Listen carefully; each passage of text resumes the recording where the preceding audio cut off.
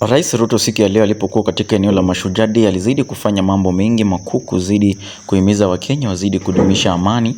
Mbali na hapo tuliona kwamba rais alizidi kusema kuna watu ambao wamezidi kufanya ufisadi katika ngazi ya juu, huku akisema kwamba atawachukulia hatua za kisheria.